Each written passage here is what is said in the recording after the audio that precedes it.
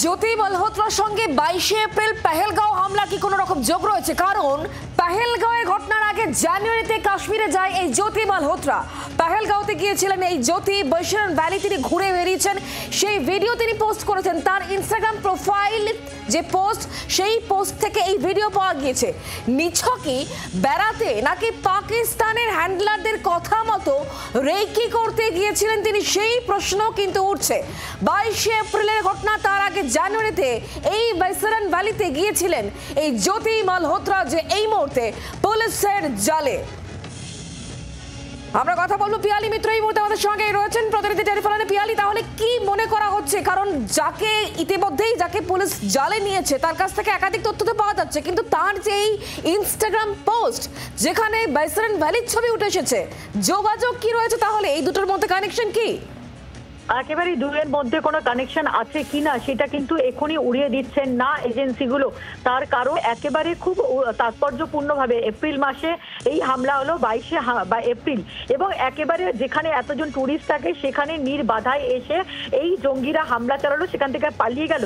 ঠিক তার কয়েক মাস আগে জানুয়ারি মাসে এই জ্যোতি মালহোত্রার কাশ্মীর ট্রিপে যাওয়া, এই সমস্ত জায়গা ঘোরা, এবং যেখানে হামলা হয় পেহেলগাঁওয়ের যে বৈশারণ ভ্যালি, সেই বৈশারণ ভ্যালিতেও যে গিয়েছিল জ্যোতি মালহোত্রা, তার ছবি, তার ভিডিও, তার ইনস্টাগ্রাম পোস্ট থেকে স্পষ্ট।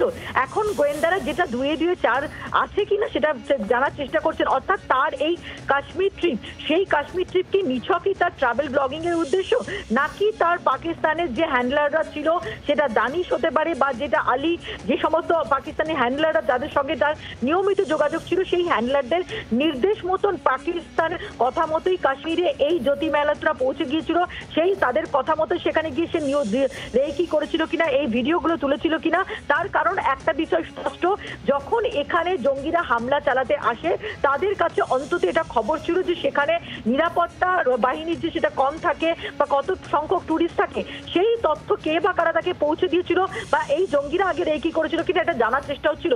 ফলে জ্যোতি মালহোত্রা কোনোভাবে এই ধরনের তথ্য দিয়ে তাদেরকে সহযোগিতা করেছে কিনা সেই বিষয়টা কিন্তু তারা জানার চেষ্টা করছেন। বিশেষ করে তার জানুয়ারি মাসের এই কাশ্মীর ট্রিপ, সেটা কিন্তু এখন তদন্তকারী অফিসারদের স্ক্যানারে এই ট্রিপের আগে কার কার সঙ্গে কথা বলা হয়েছিল, তার দানিশের সঙ্গে তার কোনো রকম কথা হয়েছিল কিনা, ট্রিপের স্পন্সর তারা কে করলো, তার মোবাইল ফোনের যে ফরেন্সিক পরীক্ষা সেটা করানো অত্যন্ত গুরুত্বপূর্ণ। সেটা থেকে স্পষ্ট হওয়া যাবে যে এই সংক্রান্ত কোনো রকম তথ্য মোবাইলের মাধ্যমে সে দিয়েছিল কিনা, বা দানিশের সঙ্গে ম্যানুয়ালি দেখা করে কোনো রকম তথ্য সে পৌঁছে দিয়েছিল কিনা, এগুলো কিন্তু তদন্তকারী অফিসাররা জানার চেষ্টা করবেন। ধন্যবাদ পিয়ালি।